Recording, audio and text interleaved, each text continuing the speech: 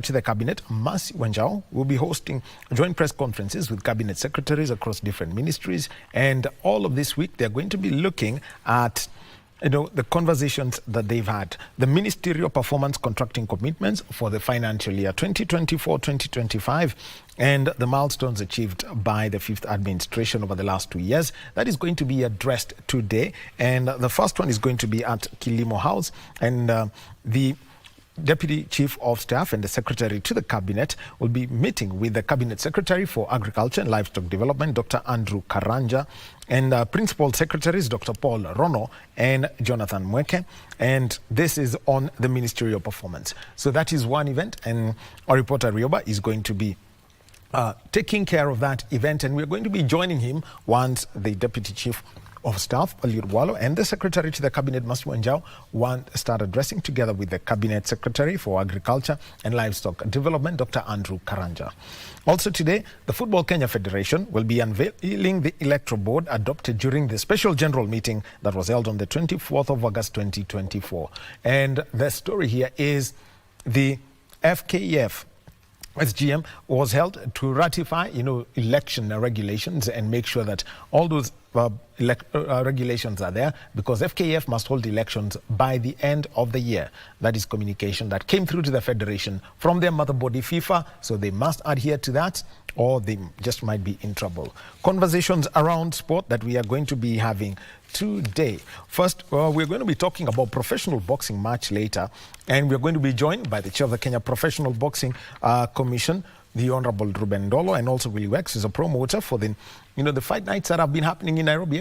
There is a fight night every first Tuesday of the month in Nairobi. How does this work? How do you get more boxers earning a living through this pathway away from amateur boxing, whose top at the moment is can be said to be the Olympics, but is that feasible at the moment, knowing that as a sport they are in trouble? So we'll be taking a look at that.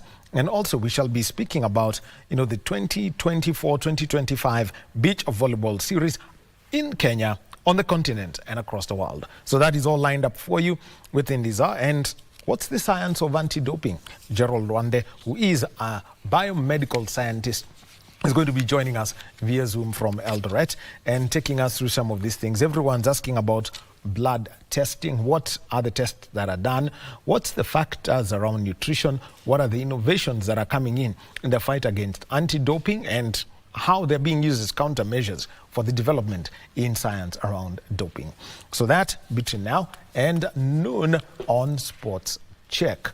Well, we'll be going over to Mombasa via Zoom not far from now, and we'll be joined by the chair of the Kenya Volleyball Commission, Beach Volleyball, the chair of the KVF Beach Volleyball Commission, Moses Mbuthia, via Zoom. But before that, over the weekend, the FKF Premier League was in action. Let's first take a look at the highlights of these matches, including KCB, who are currently, joined top of the table with Kariobangi, who are top of the table alongside Kariobangi Sharks. They've got a better goal difference than Sharks. But this is how it all went down over the weekend. Ahlan wa sahlan wa marhaba bikum popote pale ulipo. Karibu sana katika ligi kuu taifa la Kenya msimu wa 2024 mwaka 2020. Inaweza kuonesha njia mwafaka inaweza kutumiwa na ongozwa na Pilato wa 4 ambao watakuwa wanawajibika siku ya leo. Ni njia ambayo unapopita vile. Clifton Mieswa Yisi, kitambacho unahodha kimekaa sehemu salama kabisa. Ada ya binadamu unapokuwa wana mafuta wa Bitcoin United. Anthony Ahulia, mfumo wa 4-3-3. Kikosi kile kilicho wa siku leo itakuwa ni Israel Mpema mwenye umri wa miaka 35 akisaidiwa na Ingwe Yola ya Matere, Thomas Trucha. Kikosi chake mabadiliko 7. Ametinga rasmi miaka 40.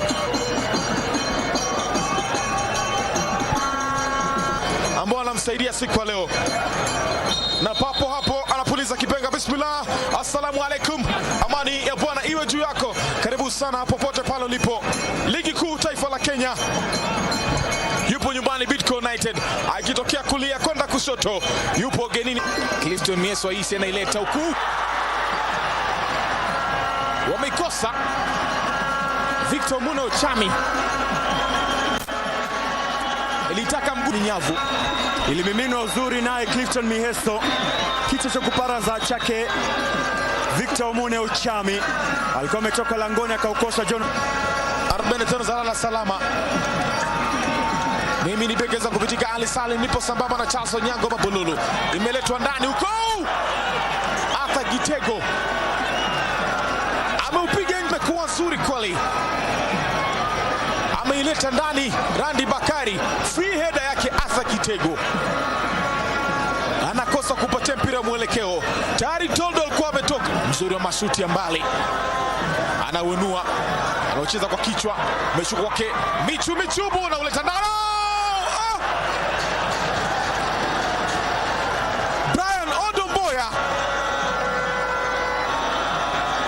Aligereza kama anaupiga Michu.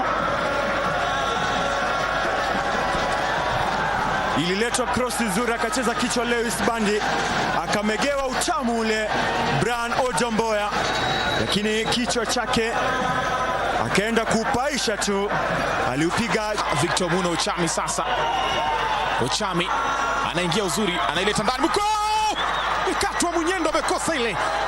John Otieno Toldo amekata. Matano AFC Leopards. Ilikuwa nafasi ile akaleta cutback uzuri. Walao angepiga kwenye far post ile, lakini tayari alikuwa amesoma run John Otieno Toldo. Kati nadhani amefanya placing pale Boniface Kweo Munyendo, lakini mwisho wa siku ushoto nzuri. Pambana na Ikutwa. Si change ameleta. No! Yes! Sidney Lokale.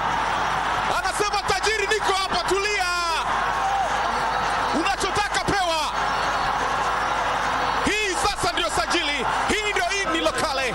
Rona si change, nguvu mpya. Wataran. Lakini pasi yake ya mwisho, timing yake Sidney Lokale. On point, on point. Aligusa tu kubadilisha mwelekeo au direction. Sidney wakufa ni wakufa, hata kama amezungukwa na wakwao. Imedhihirika kope baada ya miaka minne ya kujisifu na kujipiga kifua. Hatimaye Bidco United wanalala chale, na yote ni kutokana na goli lake Sidney Lokale Simale. Anazidi kuwa para, labda watajipatia kitu msimu huu, lakini imetamatika kutoka fika hapa. FC Leopards goli moja, Bidco United 0. Nimekuwa na Charles Onyango Mabululu. Mimi ni Begeza kupitika Ali Salim. Till next time, goodbye.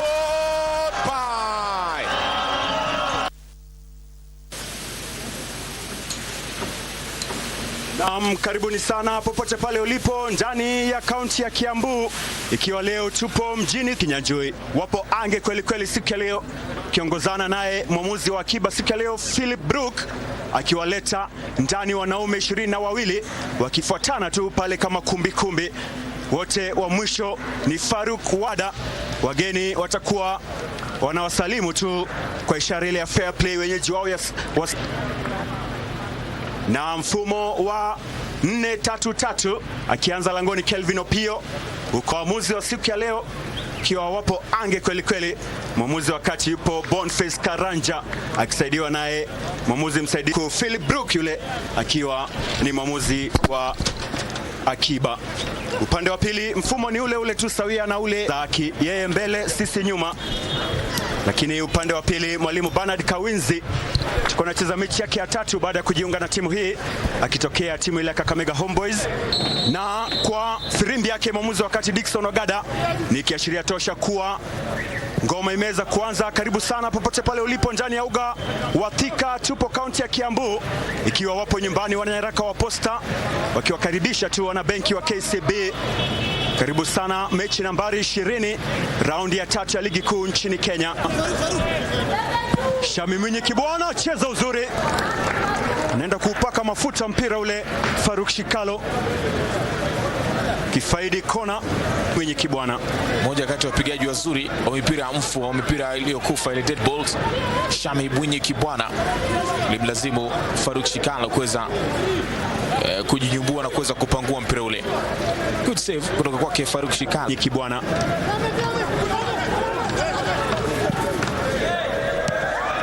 ile, baada nao hatari leo. Francis Kahiro kwenye 1-2. Francis Roro amerejea tena. Akaunti yake ilikuwa inasoma 0.0. Kujitangaza kurudi kwake klabu ya KCB baada ya kuihama Bandari. Pigo uzuri kabisa Lame Kolo, lakini Kahiro aligeresha kama anapiga kushoto, lakini akaupiga kulia. Wenda ukasema haukuwa mpira mzito, lakini anaijua ni Kevin Opio. Mpira ule kama ulikuwa ni mzito au sio mzito. Ile nganya uzuri Francis Kahiro. Amerudi nyumbani sasa. Tamba tena mbele wana benki Henry Juma Gaucho. Pembeni sasa Caleb Olilo Kalwes. Jaza langoni huko, ametoka langoni na upangua Faruk Shikalo. Leo Shivachi bado Henry Gaucho kataa. Morris Ojuang father.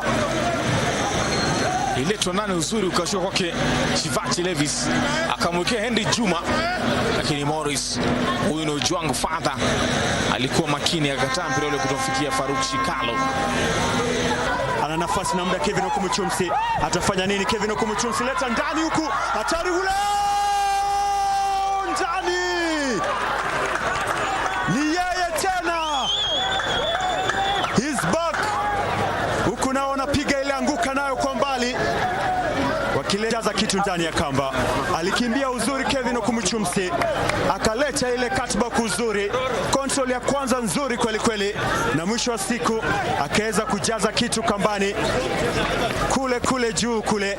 Hakuwa na nafasi hata chembe kipa yule Kelvin Opio. What a striker, what a player Francis Kahiro. Another mistake, another goal. Pasi yao imekuwa fupi, kakato uzuri na Kevin Okumuchumzi kutoka katika nusu yao wa Posta Rangers, kutoshambulia bali kubaki na kuweza kulinda. Wanaingia tena Brano Tieno na nafasi ile jaza kule, lakini bado unamambana, ondoa uchafu ule beki yule na kumnyima nafasi Henry Onyango Juma. Nafasi tukizi kweli kweli wameipata Posta Rangers. Letwa pembeni uzuri Brano Tieno, akamgeuza anavyotaka Anifosonga pass, lakini Maurice Owino Ojuang akaikata, lakini ilikuwa ni good sana kutoka kwake Brano Tieno. Ligeresha kama anakwenda kushoto ila akenda kulia. Anifosonga kapota ndani ya KCB, aliweza kujiunga na timu ya Talanta. Wamepoteza mali, ameanguka mwenyewe Morris Owino father. Anasasa Felix Oluoch Mboya, cheza Faruk Shikalo. Jaka tena kuganja nao Faruk Shikalo. Upewe nini Felix Oluoch Mboya? Umepewa zawadi mwenyewe tu Felix Oluoch Mboya. Po chini Faruk Shikalo waza. Aliteleza Maurice Ojuang. Felix Oluoch ana kwa ana na Faruk Shikalo, ndio yale nilikwambia kipindi cha kwanza Charles Onyango kuwa katika 1-on-1 zile. Basi Faruk Shikalo ni mzuri kweli kweli, na tizama hakurupuka kuweza kutoka kuweza kumshat Felix Oluoch Mboya.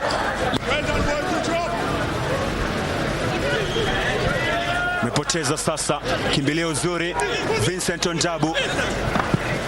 Leta chini kwa chini kule, ameukosa. Hatari ile.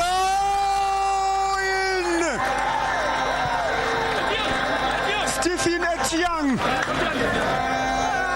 amemaliza kazi sasa. Goli la tatu la mchezo. Steve kuwa na siku nzuri, alianzisha mwenyewe DO20 Derrick Otanga, akamegea Vincent Onjabu chini kwa chini, la kaukosa Otanga, lakini alikuwa na nafasi nzuri tu ya kuweza kuweka kitu kimiani. Ni mchezaji yule Stephen Etiang, combination nzuri tu kati ya wale watatu wa kule mbele, Stephen Etiang, Derrick Otanga na Vincent Onjabu, lakini anafunga goli, anapachika goli tamu Stephen Etiang na kuweka mambo kuwa 3-0. Bao Morris Owino father Ojuang. Na mwamuzi wakati Dickson Ogada anamaliza 90 zile, huku naye akirudisha tu shukrani kwa Mwenyezi Mungu kwa kumaliza mchezo uzuri. Kiondoka ubora wa KCB, mwamba Francis Kahiro alifunga magoli 2. Alikuwa na mchango mkubwa James Kinyanjui Kinyash, lakini licha kuwa bado wakashindwa na kutamba KCB mbele yao. Ikitamatika kutoka uga wa Thika ni KCB magoli 3, Posta Rangers 0. Kwa niaba ya mwenzangu Ali Salim, mimi ni Charles Onyango Mabululu. Hadi wakati mwingine tena. The highlights of the FKF Premier League matches played over the weekend, and we saw KCB 3-0 winners over Posta Rangers. That was the opening game of the weekend, and AFC Leopards getting that 1-0 win over Bidco United. Both matches played on Saturday at the Thika Stadium. Well, let's now get the... we apologize for the delay in getting through to Mr. Moses Mbuthia via Zoom from Mombasa. So we are going to be just sorting that out so that we get to him and we can talk beach volleyball. And later we shall be speaking pro boxing in studio and later the fight against doping. But right now, let's get Douglas Sidialo's story on the ace.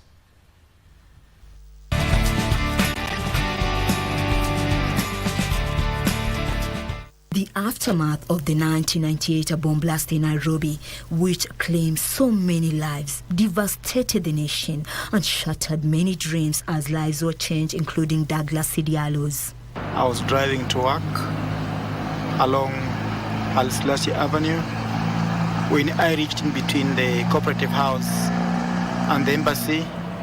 I saw a truck that took a turn and went towards the embassy building.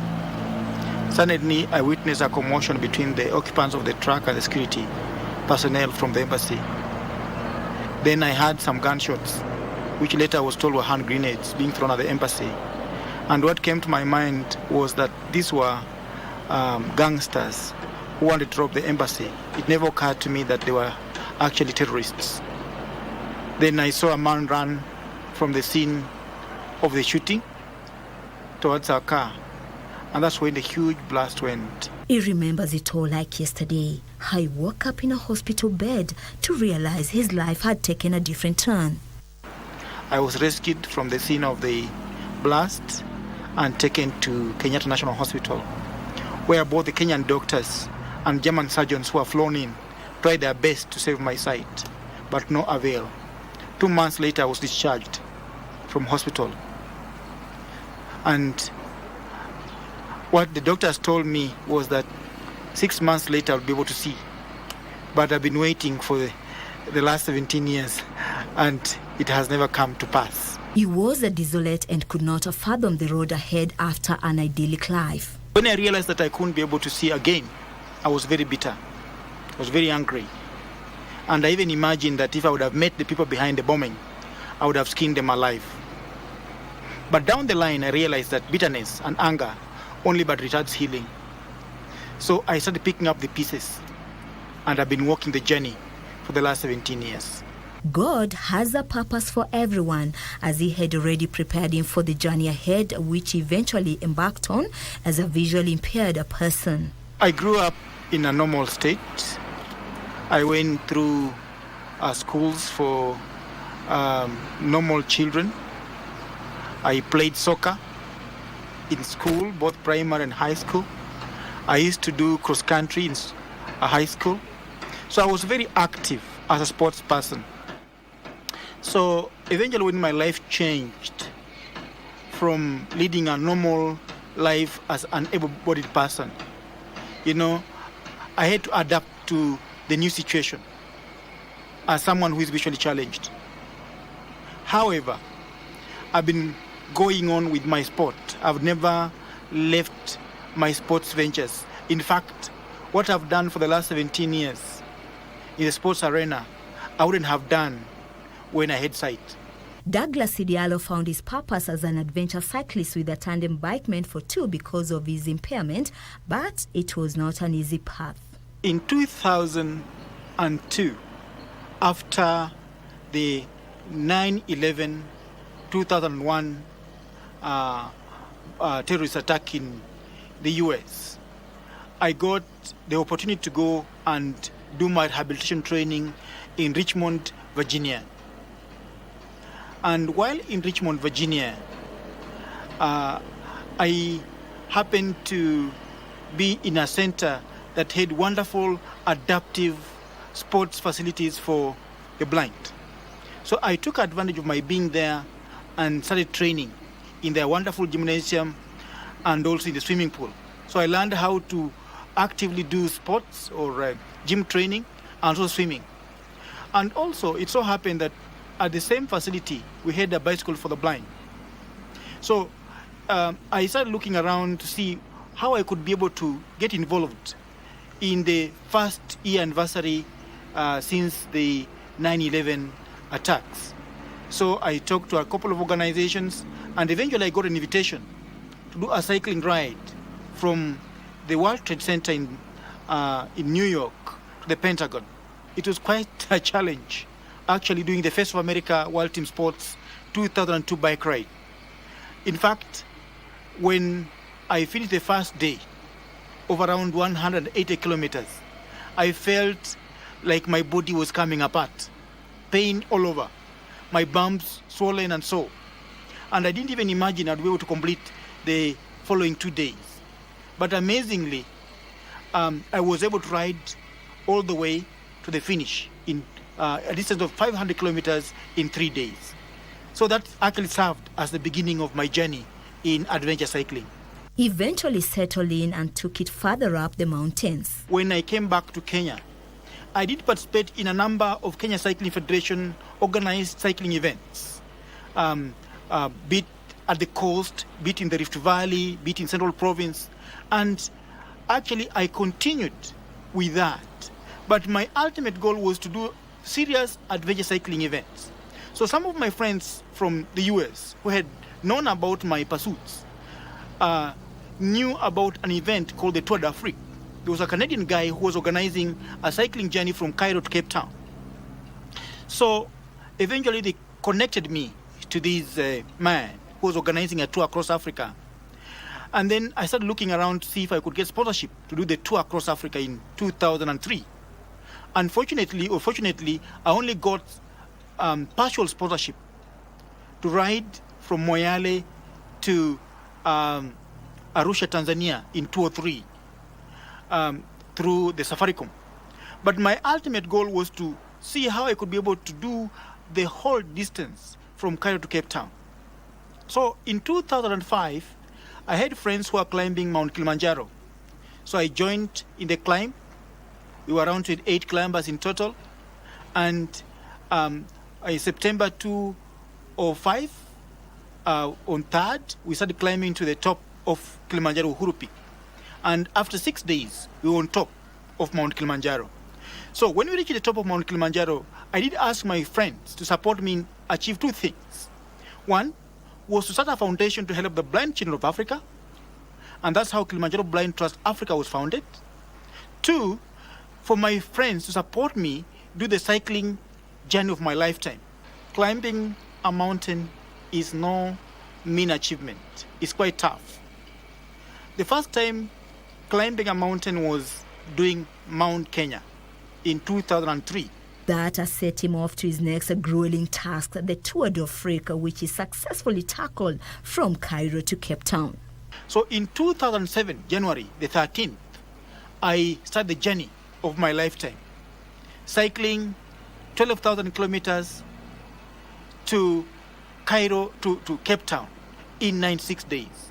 So after around 96 days, I was able to achieve my goal or objective of cycling blind across Africa through 10 African countries. And that was the longest cycling distance I ever done in my life. He remembers vividly the dangers that lurked and how they maneuvered their way past them. I remember when I was doing the tour across Africa, along the way we had some very serious challenges. Like say, from Moyale to Isiolo, the roads were very difficult, very tough, very technical. And when we reached some place along from Marsabit through the Tulbi Desert, it reached a point where my pilot felt he can't continue because we were falling off, getting back on the bike, and we were bruised all over. So he got off the bike and sat on a rock and said, "Douglas, I'm sorry, I can't continue." So I had to use all my diplomatic traits to convince him to get back on the bike. Again, when we reached Botswana, the Elephant Highway, we reached a point whereby there was this huge elephant that was just crossing the road on its own. So the elephant crossed the road to the bush. And when it reached the bush, it came, we came riding. I was riding along with some guy from Netherlands. So this guy from Netherlands started taking some pictures of the elephant. So the elephant eventually turned from the bush and came back on the road. And as it came back on the road, I'm telling you, this elephant was making so much noise, howling, and started chasing us down. In fact, I even imagined that even if Lance Armstrong was in his right state of mind and spirit of riding, he would not have caught up with us. We went flying. It became a beacon of hope to many people, what with such a fighting spirit that saw him given the mandate of helping others realize their potential too through the Kenya National Paralympic Committee, which he chaired with success. I've helped so many disabled athletes achieve their potential in sports. I remember in 2008, my Beijing Paralympic team of 13 performed extraordinarily well. In fact, the most memorable achievement for Kenya. Only 13 athletes, and we got 5 gold, 4 silvers, and 3 bronze medals. A very historic performance for Kenya since we got into the Paralympic sport. So I've also been able to establish or around many other sports for the disabled, like sitting volleyball, goalball, which is volleyball for the blind, okay, wheelchair tennis, which is also a very important sport for the disabled. So besides what I do as a person in adventure sports, be it mountain climbing and cycling, I have been able to develop other sportsmen and women who have done this country a lot of pride. Douglas Sidialo still continued with his adventure cycling pursuits locally and internationally with amazing experiences. The Tour d'Afrique was very long, 12,000 kilometers, very long in 95 days. That was very long indeed. But in terms of challenges, the Rift Valley Odyssey and the 2015 Old Mutual Job Back to Sea has proved to be very tough and challenging. Because these races are adventure events. You are riding in the forests, in the game parks, mountains, and sometimes you are riding where there are no roads. So you can imagine, I am the only blind rider amongst of a team of, say, like 800 riders. Yeah? So when you finish, you feel like you have accomplished something. The visually impaired cyclist managed to tackle the most challenging course in South Africa, the Old Mutual MTB stage race, where his pilot did not have it easy. When you're doing the Old Mutual Job Back to Sea, early this year, in April, on the 8th day, my pilot broke his collarbone. He broke his collarbone. And here we are doing 900 kilometers. So the 8th day, that was like the 800 kilometers distance we are doing. So when he broke his collarbone, I imagined that I would not be able to finish the race. So I had to really encourage him on. It so happened that a helicopter came to take us, to take us to the campsite, only to find that we had left. So that was actually a very tough day. And then 20 kilometers to the finish, my pilot could not be able to ride anymore. So I had to get someone from New Zealand who was able to ride with me to the finish. And in fact, when we reached the finish line, everyone was singing Harambe, Harambe, in congratulation and praising us for our achievement. A pilot is his guide on the tandem bike who is supposed to help him along since he cannot sight the obstacles ahead. Both in mountain climbing and cycling, you must adapt to the same kind of behavior and traits. Just the same way, when you are married, when you are living with your wife in the house, there are bound to be challenges, there are bound to be misunderstandings. But what is more important, how do you overcome these challenges and misunderstandings?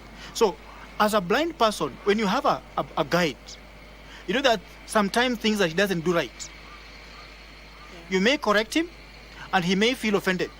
But what's more important is how do you overcome those challenges together to be able to move on. He's also grateful for his family's support that has enabled him achieve so much in life despite his disability. My family has been quite supportive, more particularly my wife. I have been an encouragement to my family as well, encouragement to many folks who are living with disability, and quite an encouragement to many Kenyans, and I believe the world at large. The motivational speaker would like the same to be extended to the other people living with disabilities so that they are able to define their lives too. I think the most important thing, especially for people living with disability, what they need is opportunities. Give these people the support they so deserve. And when you give anybody support, they can be able to make a difference in their lives. Because in Kenya, for example, people living with disability who are very good in sports do not get the support they so deserve to be able to realize their potential. Because if they are supported fully to make it to the international arena, someone who is with a disability can do even much better than someone who doesn't have a disability. So I just want to encourage us Kenyans to give support to those people living with disability. And when they are given support, they are able to realize their potential to the maximum. Because everybody is born with something in his heart or his body. It's just a question of, lightening up that fire in that heart. If you lighten that fire in that person's heart, the world becomes the limit. Anybody can achieve anything if he's given the opportunity and if he's given the support he so deserves. I feel that the government should give more support to Kenyan teams for us to see more talent being realized and Kenyans, conquering the world. Douglas Sidialo is truly an epitome of resilience, defiance, courage, you name it. And that is why he has been able to accomplish so much in his adventures as a visually impaired cyclist. Thanks be to God. I would say that I know God is using me in his own might way. And through the kind of things I do, people are getting inspired. People are getting encouraged.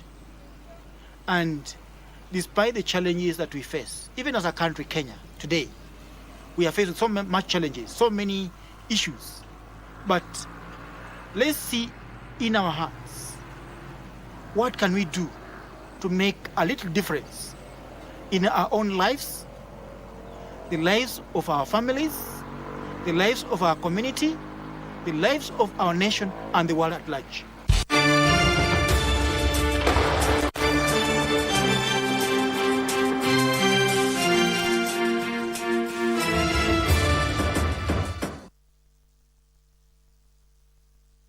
Story of Douglas Sidialo, and 26 years ago he lost his sight after the US embassy bombing in Nairobi, but he says that he will keep getting into sport and he keeps cycling, and that is his new pastime. Well, time for us to get into our first conversation, and we'll be getting to Moses Mbuthia, and so we get to the story of Elizabeth and Diego as we get ready to speak to Moses Mbuthia from Mombasa.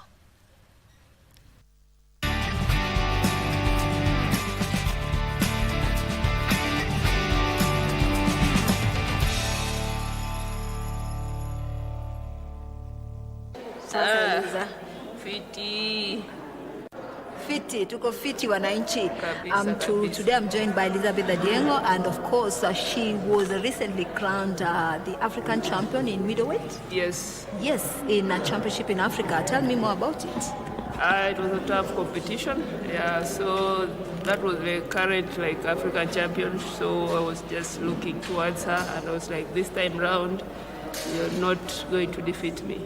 Yeah, so I did my all best to defeat her, and she had no choice but to accept the defeat. So I can say I'm the African champion for now. If you beat the champ, you're the champ. So how do you celebrate? So just pop. Yeah! Celebrating the Kenyan champion. Yeah! Well, it's been a long journey. I started boxing way in 2008. Yeah. So I started just as a way of fitness, and then the coach over there was like, you're getting good at this, so why not try for the tournament? I was like, really? So I trained for like 3 months, and I was on my first tournament, which was held in Kibera. So I won that fight, and it felt great, and from there, henceforth, I've been stuck into boxing. So from 2008, I've been the current middleweight champion till now. Yeah. So it's all about hard work and determination, and also passion. What actually motivated you to join boxing? Because most people you talk to, they come from harsh backgrounds. Others, like something happened to them. I remember there's a time I met women in, is it Komarok? They were shosho. Yeah. And they were trying to do, I don't know if it's boxing or whatever martial arts, because they were saying it prevents them against people who are molesting old women. What motivated? What is your story? My story was just to be strong, get fit, and also to be able to defend myself, since I was coming from the hood, and it's all about crime and violence. So you just have to have a skill to defend yourself. So I was like, why not try boxing? So saizi wakikuona nasema give way for the champion. You just fear. Yeah, my first Olympics was 2012. That was the first time the women were boxing in the Olympics, and I was so proud to be there. The qualifiers for that time were World Championship, which was held in China. So though I lost that bout, but due to some review, they saw that I had won the bout, and that from there I was given a wild card to represent Kenya in the 2012 London Olympics. So I can say it was a great experience for me to be in that world-class environment with different athletes from all over the world, different disciplines. It was so much fun and great. Yeah, so by that time I can say I was not that much experienced. But with time now, I've gained a lot of experience going to different competition, World Championship, Commonwealth Games. So I think I've built up enough to be able to get even a medal in the Olympics. And Elizabeth, I remember you were so excited when you went to London 2012 as the first Kenyan lady. You have actually achieved a lot. We'll be talking about that. But then something bad happened and it set you back. That was quite nasty. Pole for that. All right. Yeah, it was a bad accident that happened way in 2015. But now I'm fully recovered. So I can say it was a big setup because I was training for 2015 All Africa Games, which also was preparation towards Rio 2016 Olympics. So that laid me down. So I didn't participate in the African All Africa Games and Rio 2016 Olympic Games. So from there, I was just out. Nothing much to do. I gained a lot of weight. My self-esteem was down. I was like, this is not me. I have to do something and just be back. So I can say I had some friends who helped me out. I went for surgery so that I could be able to walk and train again. I'm thankful to them. And I started training back in 2017, yeah. That's when I then started training slowly. And my next match I was looking towards was 2018 Commonwealth Games. Yeah, so from then on I just trained and I just showed up in the trials for the Commonwealth Games, and people were like, Blaze is back, and they were shocked. They were like, how? Oh, I was like, I'm here, I'm ready. So I was there for the trials, I won the trials, and I went for the Commonwealth Games. And from henceforward, I was like, I am the best, I have to do this. I just have to push on every day. I understand where you're coming from, and I'm happy that you're able to get back, because it does not just affect you physically but mentally as well. I've been there. I broke a leg, although I'm wearing a glove, I cannot move a lot, because in boxing you have to, their stance you have to make. So I understand, but now I think you're okay. Yeah, and I'm happy. I'm happy about that, and now we can take a seat and talk about you. And talking about Elizabeth, she has actually achieved many firsts for Kenyan ladies, Kenyan female. We celebrate all of them in sports. And apart from being the first Kenyan female boxer to make it to the Olympics, she's also the first Kenyan female captain. We didn't have many of them in the past. So what have you done since then?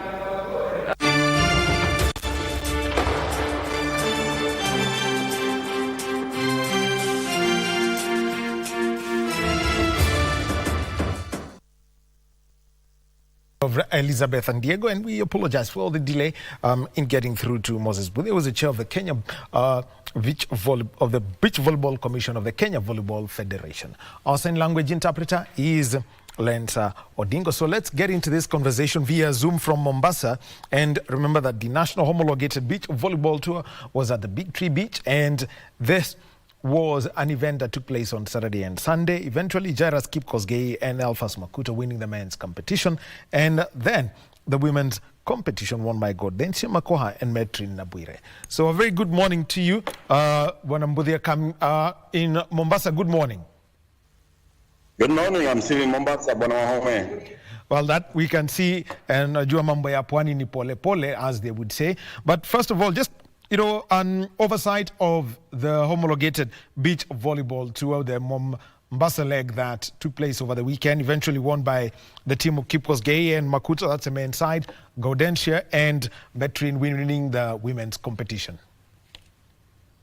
Yes, I want to tell you, you reported as if you're here. That is exactly what happened down here in the new Big Tree Hotel. I mean, a section of River Mtopanga, where we have a section of the river flowing into the ocean, and aside we have an area set aside for development of youth, and for that reason we decided to host the beach volleyball there. We had a very good time, I must say, and we were also able to plant trees along Mtopanga. So other than playing beach volleyball, we also did that other environmental we had that impact on environmental growth. So simple and clear, we had a very difficult time this time around because we had a full moon, and whenever we have a full moon, the tides are very high and they were overlapping the whole beach. But good enough, in the morning we were able to clear and we were able to set up the 3 courts, and the homologated tour was a success. We expected teams from Tanzania, but I think they were not able. But said and done, we had more than enough, and that was recognized by the world body. And so those who are there, they earned the points in preparation for Commonwealth and World Tours, a World Championship. Not forgetting now, we have started planning for Olympic 2028. So looking at it overall, you mentioned the story of, the high tides due to the full moon that was earlier this week. And eventually, how are you able, to schedule this competition, knowing that you are actually playing, this is real beach volleyball, unless, unlike what we've seen other places. For example, you can play beach volleyball in Nairobi. All you need is the sun, is to get that court set up using the sun. But playing at the real point, how were you able to adapt your schedule to fit in with what is required and eventually have a winner? One advantage of the coastal region is the winds plus those other conditions that are suitable for the beach volleyball. Remember, beach volleyball, unlike the conventional volleyball, you're supposed to have those hardship. The wind, the sun, the sun getting hot, and what have you. And those conditions were all encapsulated in that condition. Our bet was on the flow of the high tide, which we as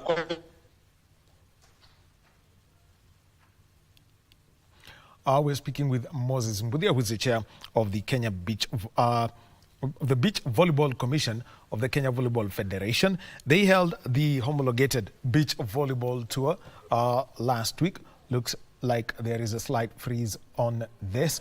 So we'll be getting back to him as he gives us that.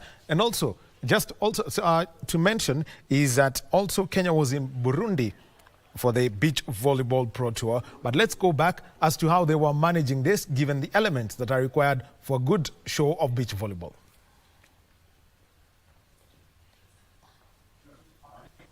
So, Bwana, you can continue. Yes. Our home, it was not easy, as I've mentioned. One, we had to make sure that we get those barriers from our KPA, and we were able to get them, transport them to that place. Just next to Kibaki Hotel, and the athletes were in upbeat mood, and they were able to deliver. One interesting thing is that the coastal players were also gave us a surprise because they took the bronze medal. Young girls that are not in a map of beach volleyball in Kenya, and also number 4s, and also the youngsters.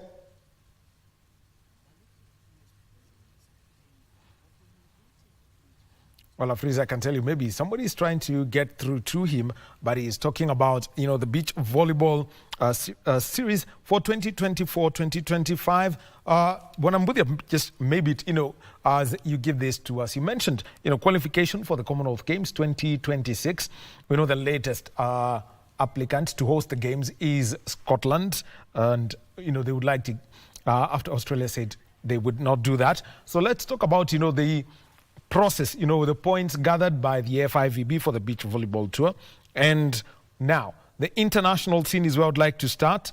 First with Burundi, where we had the beach volleyball pro tour. Just give us a background of that and other events that are coming up as Team Kenya seeks to accumulate points. Thank you.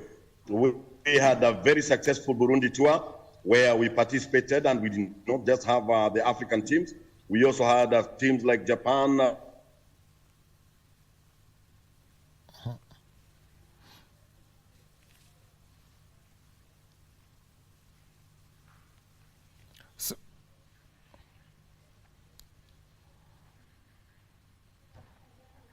Okay, so the beach volleyball series, these are the videos that we had from the weekend. And as we see that Jairus Kipkosgei and Alphas Makuto, who won the men's gold, and also Godensha Mako and Metrin Abuire won the women's gold. Let's go on with the Burundi tour story, Bwana Mbudia. The tour was very successful in Burundi, I must say. And we managed to take our top athletes, and they were able to earn points. We are looking forward now to having another homologated tour in the catchment area of River Kaiti in Makueni in maybe a month's time. This will be next month before the kickoff of the convection of volleyball. This will be sponsored by the governor of Makueni, His Excellency Kilonzo Jr., and we are hoping to have another homologated tour to earn points to make it possible for us for Commonwealth, World Championship, and also the Olympics. So now let's talk about the tours that are coming up. So we know Burundi is one of them. How do you follow up on the Beach Volleyball Pro Tour? Because this is an event that has been set up by the FIVB, and the plans to ensure that there is exposure at the highest level for our beach volleyballers.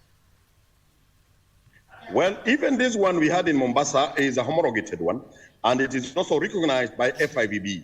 Even the one that we shall have in Kaiti River will also be homologated. What we are now encouraging is other countries like Rwanda, Burundi, Tanzania, Sudan, all join us, the way we joined them in Bujumbura. So the one that we had is homologated, and people earn the points here.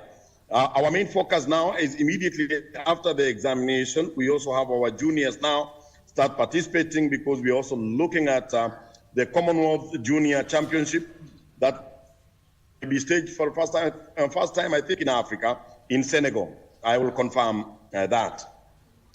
So let's now talk about, entrenching this thing at the young, for the youth, and making sure that we don't see that those who probably don't break through to, the Malkia strikers or Wahome are the ones who now turn to beach volleyball. How do you get these youngsters used to beach volleyball early? Well, that's our plan. God willing, we want really to have real beach volleyballers. But what I have also noticed in the world, the best convection of volleyball, they end up in beach volleyball. But I would agree with you that it's the high time now we think of beach volleyballers who will find their way up the ladder and become international at the global level. So there is that challenge, but we're working on it. We have already identified, for example, 2 girls, Abigail and Shireen, if you can remember them, those that represented us in Tobacco, that island that is in Central America, and they were number 4 in the world. So our idea also is to have men and women, young ones, move up the ladder and have them as beach volleyballers. So overall now, we know that for most of the global season, the international season is now coming to a close. Let's just give us a general outlook of what to expect over the next few months with the convention of volleyball, coming up, and how it is going to run alongside the beach volleyball tour that you're going to have. We were supposed to maximize on this 3.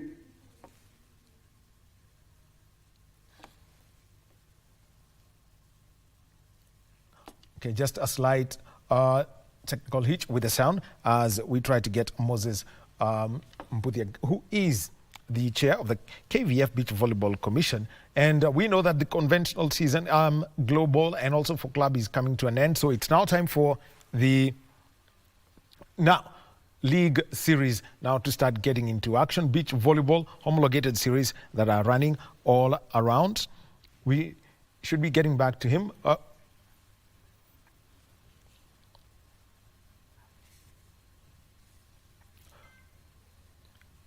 So we'll be trying to get back to Moses Mbuthia as we summarize this interview. Remember, later we're going to have a conversation, and this is around the professional boxing scene in Kenya. We're going to be having the chair of the Kenya Professional Boxing Commission, Ruben Dolo, and also the organizers of the Nairobi Fight Nights, Willie Wex, is going to be joining us in just a few moments. And remember, the National Homologated Beach Volleyball Tour is the one that is recognized by the AFIVB. The pair of volleyballers always get the points and they can move forward. Let's take a short break and come back and wrap up this interview as we also prepare to talk volleyball, rather professional boxing.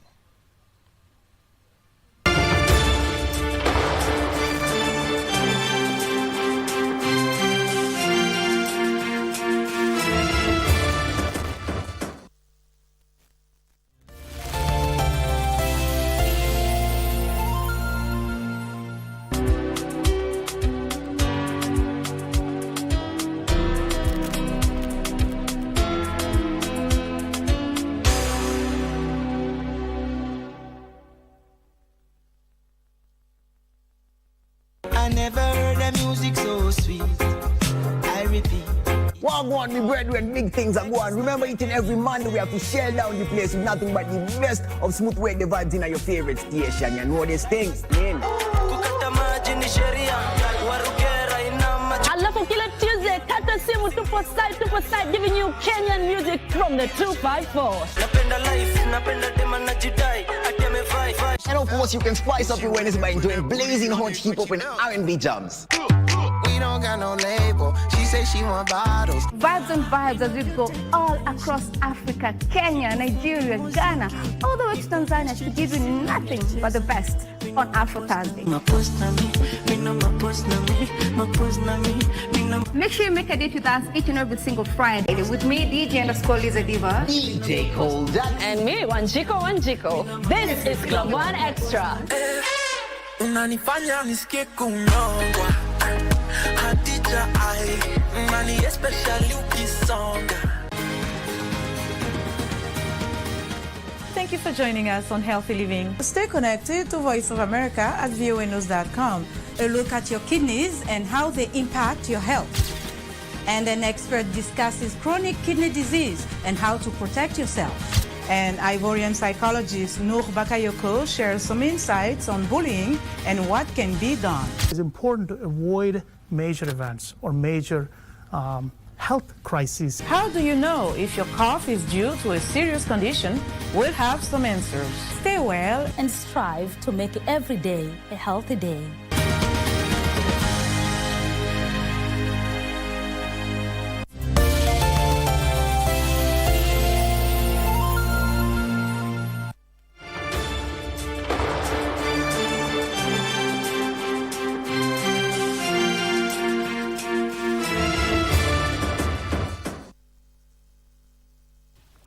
And welcome back to Sports Check on the 23rd day of September 2024. And it is a day when we're going to be having a conversation about boxing. That's in a short while, but right now we'd like to finish a conversation, about beach volleyball and the calendar, especially at the international scene. And we're with Moses Mbudya. He's joining us via Zoom from Mombasa. And Mbudya, you are actually talking, we were talking about the calendar 2024, 2025, and how, you keep this active, and also knowing that there is hope that was exhibited by the youngsters when they went to Tunisia for the World Youth Championship qualifiers. So there it is. That is Moses Mbudya, who is the chair of the National Commission of Beach Volleyball. Yes. So over to Moses Mbudya. We can hear him now, and he can just give us, an insight into the calendar for the year 2024-2025.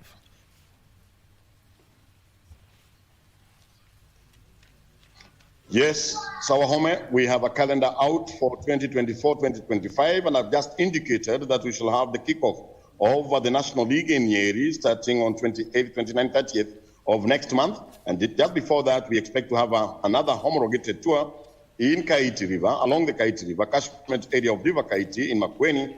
And hopefully the governor of Makueni will sponsor that. That happens, we shall let you know in good time.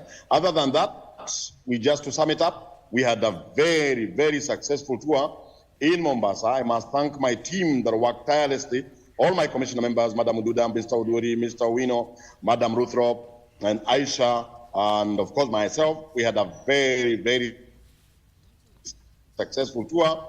And I thank God that the weather also went well, despite the problem that I've indicated of the high tide. We hope now that we shall have another tour in Makueni, similar to that, and also on point for our athletes for what I've told you about the Olympics, the Commonwealth, and the World Championship. Thank you. Well, thank you very much, Moses Mbudya, who is the chair of the Kenya Volleyball Federation Beach Volleyball Commission, the first homologated tour taking place in Mombasa. And so we're now ready to roll to the next one in Kaiti in Makueni County. The beauty about beach volleyball is get a flat surface, get the right type of sand, and everyone can play and enjoy that so long as the elements work right. Well, a change at the sign language interpretation box. And now we've got Wangeshi, who is joining us at this time. Time for us to switch from beach volleyball, a two-person sport, to another two-person sport. They say if you try and box alone, then you're basically up against your own shadow, or preparing for an opponent sparring up there. You don't do it blindly, so you've got to do it the correct way. So time for us now to talk about professional boxing. Over the weekend, Maurice Okola was having a fight in Nairobi, and this was at the Charter Hall, a heavyweight fight over 6 rounds, won by unanimous decision. And over the past 2 months, we've also had fight nights coming through, and everyone's asking, where's the pro boxing? And, we're not asking for something like what we had at the Wembley Stadium on Saturday night, Anthony Joshua against Daniel Dubois, but action that keeps pulling in the athletes and bring the sport back up. And to speak about that, the chair of the Kenya Professional Boxing Commission, Ruben Dolo Mheshimiwa, welcome. Thank you very much. And we've got Karibu. Thank you. Willie Wex, who organizes the Nairobi Fight Nights, first Tuesday of every month. Yes, sir. A very odd day to get Kenyans. If we were to use I mean, where everyone is every weekend, football, they know it's Saturday 4 or Saturday evening for the pro boxing. Yes. So, we'll be talking about that, why the Tuesday nights, and because everyone says about a 24/7 economy, that could be one pathway. But well, let's start here. With the Kenya Professional Boxing Commission, pro boxing properly established in the country, we're looking at what now, 40 years. As we get to this point, what's been that journey of professional boxing in the country? We know we had some of our boxers, going out early, fighting in Japan, in Europe, but locally, it's the likes of Dick Tiger Murunga who came in and started doing that in the early 80s, and we saw a lot of action in the 90s. Well, Wahome, first of all, thanks very much for making sure that you are making professional boxing, not only professional boxing, but boxing in general, come up and think about how we started, and then now where we are going. Very important. But promise me, no politics. No politics. Just boxing. Yes. Now, as you have said, when we started professional boxing, it was not easy. All the young kids by then, we were the young kids by then, and we are all outside the country. And as you've said, some of them, others were in Japan, and some of us were in Germany, and others were in States and all those other countries. It was not easy. It was tough. And you go back and see what happened. When we approached, by then he was the general manager of Panam, Joe Akech. He was one of us in Nairobi, born in Nairobi, brought up in Nairobi. So we approached him and said he can be our chairman. He agreed. And we had another friend of ours who was by then in the Navy. He was in Mombasa, Kahoro. Now he's in States. He went to States and he stayed there. We went together in States. Now I left him there. So the problem was about those guys who were there by then, making sure amateur, our brothers in amateur are not coming to professional. So we did really a lot of work. So Dick Tiger Murunga, as you have said, came up with ideas. We approached Wako. By then he was just a lawyer. And Wako is the one who constructed our now KPBC constitution. Is Wako's work. So you can see we started, we had our first fight, Modest Napunyi fighting Ngoi, who's now the leader of professional in Tanzania. It started very well at KCC. But again, what happened? No sponsors, nothing to do, no help from the government. But we tried up to now. Things now are coming back again. We thank God and we thank all the sports people and all the boxers who are there now, and we'll keep on being a very, very strong family, believe me. All right.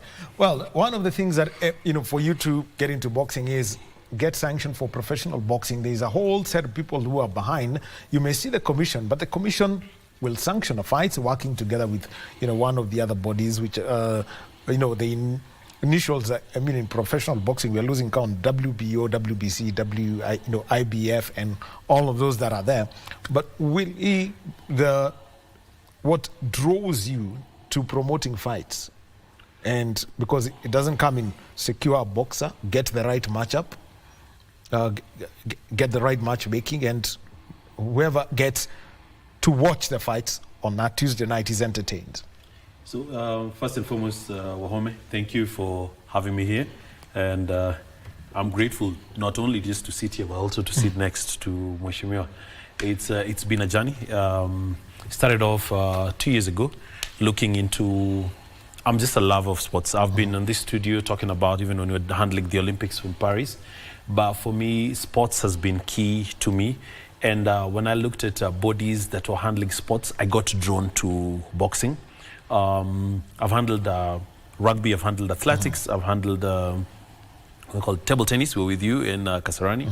But then when I touched on boxing, I was I was excited to look at how well to get it from a step to another direction. What we used to be here, as Mheshimiwa stated, we used to be here. Then over time, with lack of sponsors, lack of commitment, it has gone to, like, let's say, this level. If we're able to just raise it a notch each and every time. So as you're asking me why boxing and why like the Tuesday nights, it's easier to secure a venue at a minimal cost on a Tuesday night compared to a Friday or a Saturday night. So, and then looking at the pool, there's a whole pool of fighters who are craving to have an opportunity to square it out. And if you're able to give them an opportunity, as you said, you get matchups. For us, we started off, our first fight night was on August 6th. Then we had the 3rd of September. This, we're going to our third one, which will be now on October 1st, because ours is every first Tuesday.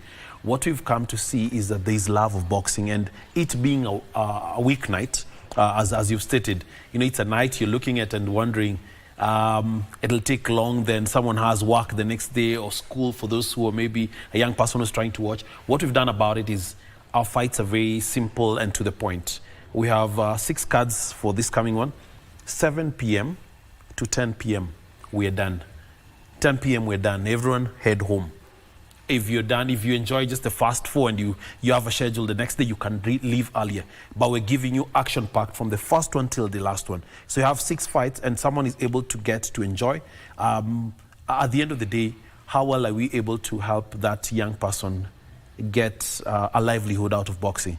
Because for some, I know of a fighter who had turned pro and then he had taken time because there were not much fights happening. Yes. So with a monthly fight night, we're able to get more people getting involved. So you see, like the fight that was happening on Saturday, that's a fight that is well planned. You see now when you're having a title fight, or like when Maurice is fighting, that's a fight that's been planned for long. But for ours, what we're doing, we're actually dealing with, as Mheshimiwa stated, fighters were just moving from amateur into pro.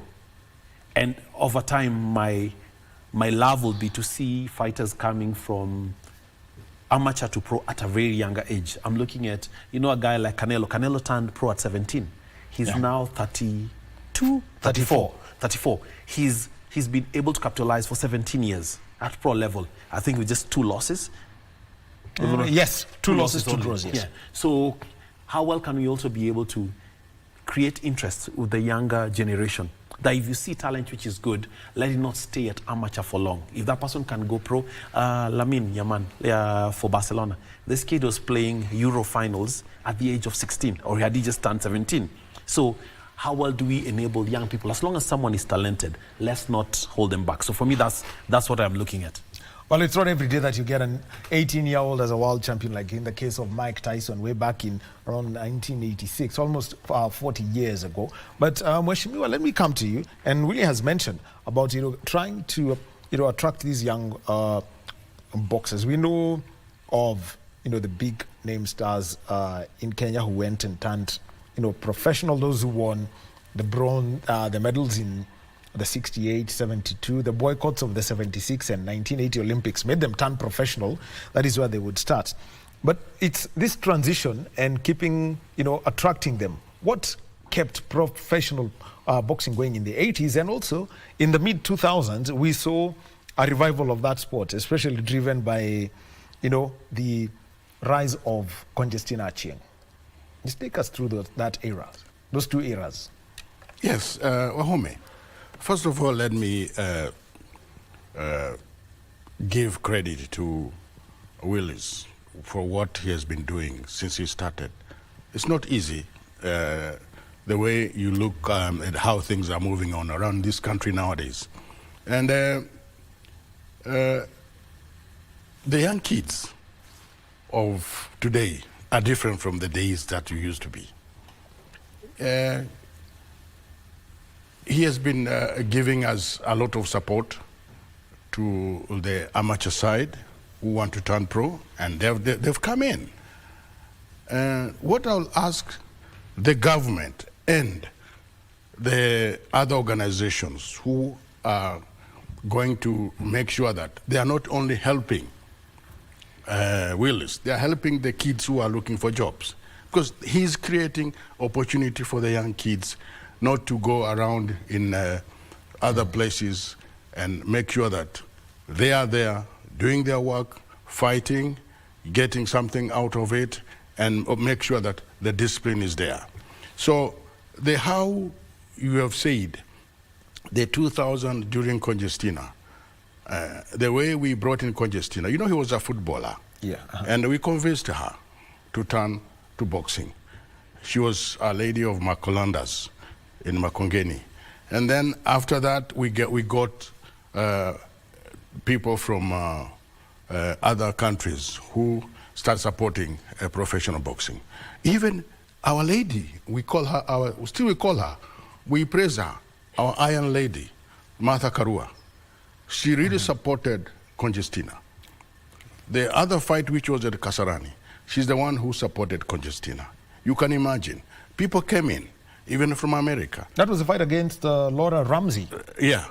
Yeah, she did it. And so we need more people who can come in and support and create jobs for the sports. It's all about creating opportunities. And if we are not going to do that, you sacrifice yourself. We've been sacrificing, you know it, Wahome. Yes. We've been sacrificing ourselves here. It's for the love of the sport and for the love of our people. So it's about now the government to come in and not to go the way in the early late 70s and early 80s. Some of them were just saying, this is profession, this is how much. Wahome, a job is a job. A job is a job. So nowadays, there's no professional. There's no amateur in the world. Everything is professional. Even in athletics, people nowadays are being paid. And why not support Kenyans who are there? And you are trying to divide them on the basis of this one is there. That's, you don't divide. In America, they used to have the Friday nights fights, what he's doing now. It used to be there. And it improved everything in America. Now you see what they're doing. So we can also do that. We can make sure that this country becomes not only the Las Vegas, but the Africa which we can make everybody in Africa comes in and does. Let us start. Let the government do something, provide, not them just concentrate on athletics and football. Let them divide everything, go everywhere. Even badminton is sports. Yeah. All indoor. Well, we know Nakuru will have claim to Madison Square Garden, so let's hope that truly we get a big arena right here in Nairobi that can make this. And Bonandolo, let me just come and talk about one of the things that as a commission that you have to do. Work with, if it's a regional body, if it's for a regional title or a global body when looking for this, for the sanctioning of these titles. What's the procedure here? Because we have seen WBC President Suleiman come here and simply say, look, I have approved of this fight. Or he simply says, I need this corrected before I put my signature. He says, my pen is here with me, but I'm not approving it until you get this right. What are the things that behind the scenes that as a commission you do? Well, as a commission, you can, WBC, that's why we also give credit to WBC, because they started helping Africa themselves, the WBC. You can imagine the way we started. You are not WBC by then, it was on a WBA. And when we went to Tunisia, by then Joe Akech, as I've said, was our chairman, and Boniface Kahoro was our Secretary General. We all went to Tunisia. That's where WBC started. It started in Africa, but now it was, because we didn't have anything, now it was grabbed and it went to Mexico. So we agree that WBC, when we brought them back in the early 90s when Mandela came out, they also started now helping back the Africans. Now, because they are the ones who sanction in the whole of the world, they give credit to the TV rights in America. That's where the money is, and in Mexico. And of course, the amateur nowadays, the Russians have taken over, because they are the ones who are controlling amateur. You can't do anything. That's why even this time, you see, we didn't have a person who went to the Olympics. Very dangerous. Very dangerous. We'll be coming to that. Just hold that thought, Mheshimiwa. But let's quickly move over to what's happening around, we know that the operations at universities have been stalled after the strikes that have been called by the Kenya University Staff Union and the Academic Staff Union. Let's hear from them as they give us an update as to what's going on. 118, another one 4, another one 6. We are saying no. No!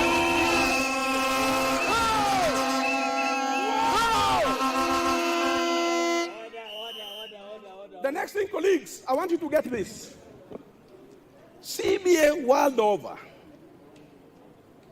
are guided by consumer price index.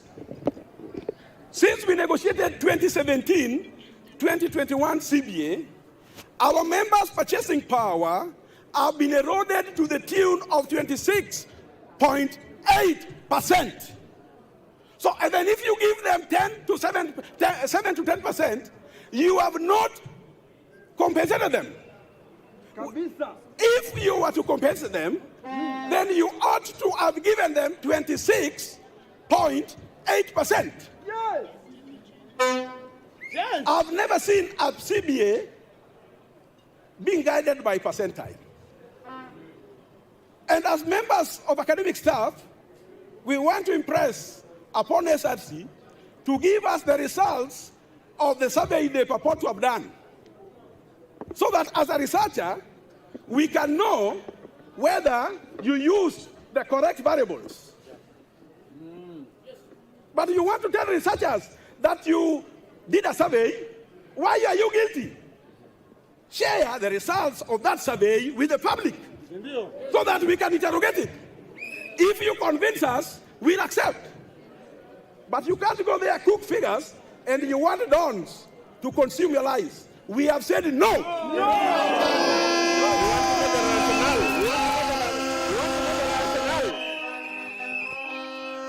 The next thing, colleagues, let us do this. I want you to check history. Hey. In the 80s, in the 70s, the salary of a professor was equivalent to the salary of a PS. Why did the PS go to 1 million plus and the professor is still down here in 100 or 200? Why? Check history. The salaries were the same. Yes. What happened? We want a professor is the highest human resource a country can produce.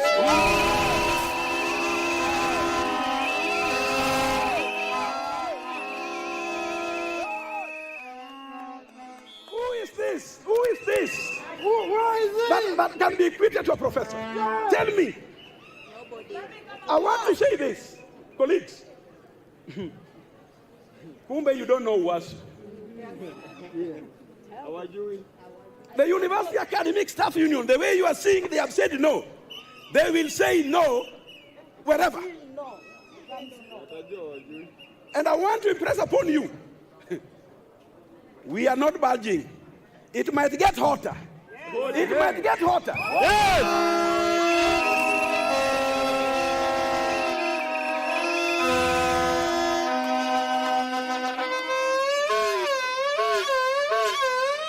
All dons throughout the country, listen to the voice of the union. Can you stop? Join the strike. I want you to intensify this strike. I want you to escalate the strike. And I want you to upscale the strike. Yes. The lecture strike update, our reporter is Ben Chumba. He's going to be giving us updates of that as we see the University Academic Staff Union and also the Kenya University Staff Union, together as they talk about the strike, looking for better terms of pay before they can resume work. So we get back into a conversation. Nairobi Fight Nights. That's what everyone says and they want to see to push up this level of professional boxing in Kenya. We've got the chair of the Kenya Professional Boxing Commission, the Honorable Ruben Dolo, and we've got Willie Wex, who organizes the Nairobi Fight Nights. And you were speaking about, a dangerous thing that's happening in the country. And what we're talking about is the state of amateur boxing in Kenya. We never had anybody go to the Olympics. And just to put it into context, if you won an Olympic medal gold, silver, or bronze, unless you are from a country that didn't allow you to make money from your sport. Everyone went professional. We can talk about Muhammad Ali. He won gold at the Olympics. Evander Holyfield. You can move on later to Floyd Mayweather, won a bronze in 1996. Anthony Joshua won a gold in 2012. The late Robert Nangila Napunyi, he won a gold in 1988 in Seoul. And then the next step was turn professional. We know watching those fights was a whole story way back then. What's the danger, Mheshimiwa, that you see? Because they always say, once you get to the Olympics, next thing, go bare-chested. Yeah, thank you, Wahome. You have been there for some time. Let me put it this way. The danger is things change every now and then. Boxing is like mathematics. It's mathematics. It's your heart and your brain. And we cannot blame the amateur organization, federation only. But we have to also make sure that they get funding. Things change every day. Techniques are there, but things they have to go right to where the new systems are right now. They're in the east of Europe. That's where the system of amateur is. And if we are not going to give them support, fund them, give them something, and make the coaches, the organization, come up with new ideas, we are not good. That's why, you see, this time we couldn't do anything better than even going to whatever, Congo or whatever, here in Africa. That's what we have been doing. Even in Africa, I don't know if we did quite well. Not only that, not only funding, it's how they can take boxing serious like what they're taking other issues. We were very much disappointed as the family of boxing since when Ababu took over. He was not concentrating on, he was just concentrating on his putting his suits, nini. No, okay. But look here, we lost people who got gold in the Olympics. We lost Waruinge. We went and saw him. We asked him to come, and we are going to bury Waruinge in Nakuru. Nothing. We saw him in Kericho. What about the rest? Of course, they were disappointed. And this is what we are going to tell, and I'm going to talk about it. Let me talk about what is true and what is there. If the government is going to know to fund all the sports, other sports, and not only concentrate on football and athletics, we are, even in the Olympics, we are going to be proud of 5 gold medals, what. We can take even 20 gold medals if we have other sports. Other sports. Well, that's a conversation that everyone is having. And let's now come to something, an aspect. And this is where, because you've been chair of the Commonwealth Boxing, governing body. And we're not talking about, when it comes to Commonwealth Games, it's when, Modest Napunyi, won his belts, the Commonwealth, professional boxing scene.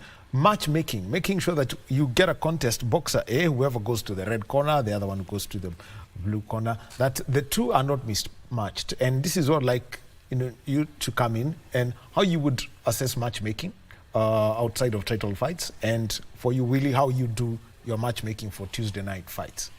Mheshimiwa. Yes, that's very important, really. I was the president of the Commonwealth that time, but I'm still the director. And in fact, we are leaving tomorrow or the day after tomorrow to London.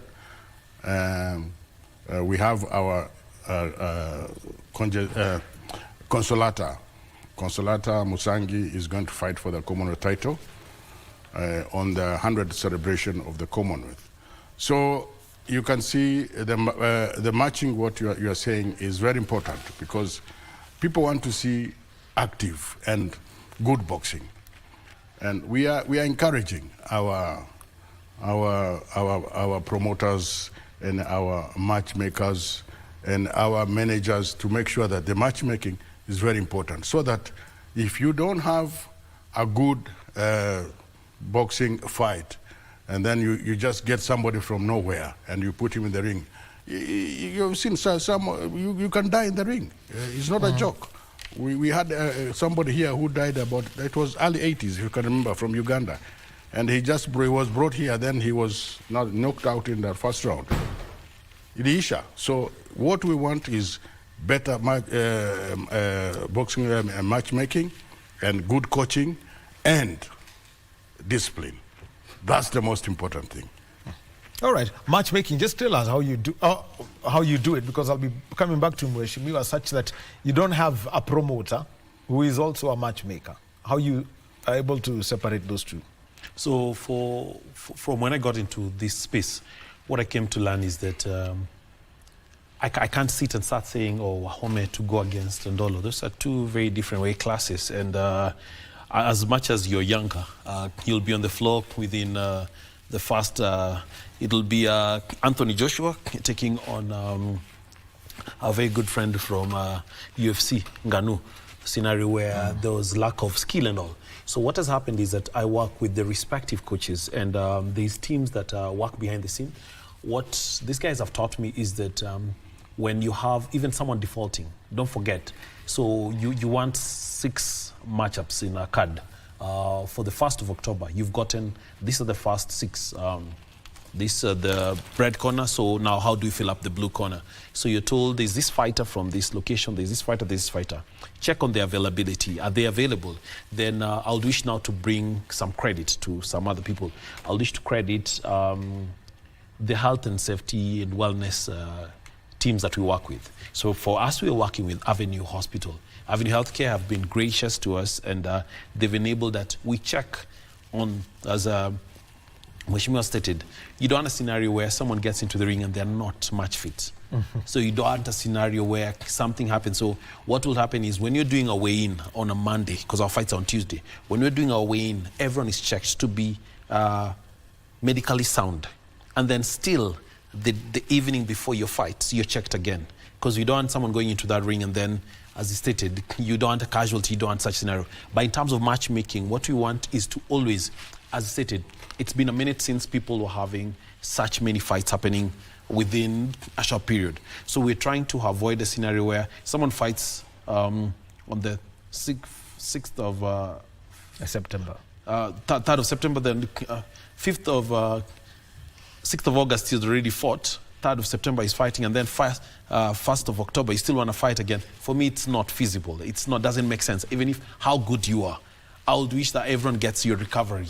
So it doesn't make sense that, oh, so I was good in August, the 5 nights in August, I was good in September, now please put me in October. There are people who want that, because there are people who are also trying to get their records. But I'm looking at the wellness and safety, and for this young person, you're young, no one is taking your talent away. If you're able to space up your fights, you'll be able to get a good grounding going into your professional career. All right. Well, Mheshimiwa, I'll be coming to you because, there's 4, 6, 8, 10, 12. How do you assess a boxer's fit, for this kind of progression? But happening right now, the FKF Electoral Board Chair, Hesbon Obwila, is speaking at the Kempinski in Nairobi. The board is being unveiled. Let's see if we can get to listen to the chair of the FKF Electoral Board, as sanctioned by the special general meeting that was held in August this year. Communication channels, because history has taught me that such a board is launched, then how to communicate, more so the people in the fourth estate. How do we communicate to you? In any case, we need to get clarifications. Thank you. Okay. So your first question was on timelines, yeah? Is there a deadline? Yes. Do we have any timelines? Yeah. Because Yes, we have timelines. So we'll definitely have to deliver these elections before the end of this year. Our projection, and we are still working on the granular details, our projection is that before mid-December, we will be done with the elections at all the levels, and we'll have a new NEC and the entire, FKF team. So before 15th of DEC, that would be done, and hopefully, nothing will distract us from the timeline that we will release in the next 3 days. Then your second question is on communication. So as a board, there is nothing that will communicate. We have deliberated, the 5 of us, and come up with a definitive standpoint or position on something. So all of us, I mean, if you're a member of the Fourth Estate, you can reach any of us, and I think our details will be public, but not any of us will communicate. We've all agreed that we'll communicate through the chair. So official communication will be from the chair. But it will not be the chair's opinion, it will be the entire board's deliberative opinion.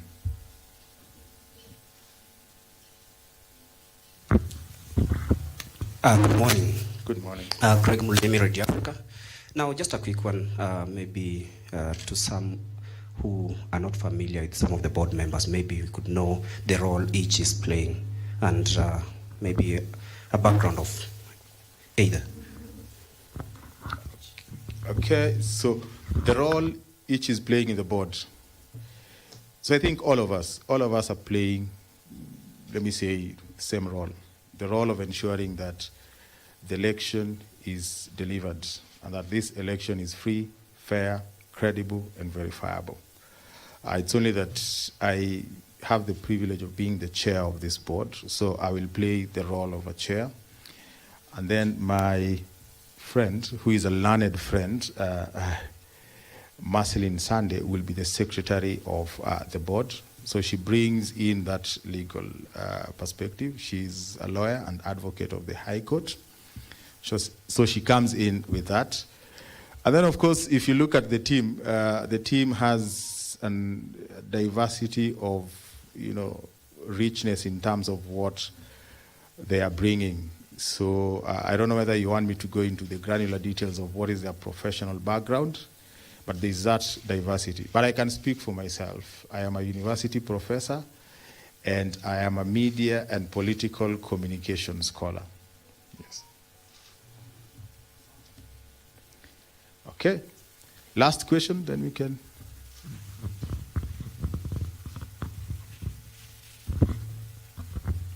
Thank you. My name is Jacob Isia from Royal Media Services. I have two questions in one. Number one of the people or maybe contestants who are likely to appear before you talked to us just the other day and was raising a question that the location or where the board is going to operate from matters, and suggesting that it should not be where you have just told us that it will be happening, Canada House. So do you think the location from where you operate affects the process, and how would you respond to such a contestant? Then number two, it's also to ask the question that you must be aware that there is a contestant again who wants to appear before you and has gone to the Court of Arbitration for Sport in Lausanne and is challenging the electoral code that should guide your operations. What is your comment about that? Well, I think anything that has been taken to any judicial body is not something we can comment on because we've not been served. It could be just speculation in the media. So the veracity of what is going on can only be authenticated with a document that comes from the Court of Arbitration. And we've not cited any such thing. Then secondly, your first question is very critical, the location of the electoral board. As a board, we also sat down and talked about this, and we looked at the legal instruments and the regulations. And the due process, where would we rather go? It doesn't matter where we go, there'll still be questions. And I think for any contestant or aspirant outside there who is thinking of contesting, that space will be a space for the election. So it will not be our space. We are not going to ring fence that space and make it exclusive. It is a space where we'll be interacting with all the contestants. And it is incumbent upon all those contestants to just interact with us and see what the space looks like. And if they have any issues, they can raise it, because it is not a space for any particular individual. It is a space for ensuring that there is a credible election. And to allay any fears, all of us are professionals in different fields, and I think we are coming with a track record of experience that is built on credibility. We wouldn't settle on, small things like location, that would dent our credibility. We've looked at all the options, and anyone who wants to interact with all the other possibilities would still arrive at the same conclusion, that if the regulations provide for that location, the board has a responsibility to ensure that that location serves the interest of all the aspirants without any undue influence from any one individual aspirant or contestant. Maybe we take the last from Eric, then we finish the last.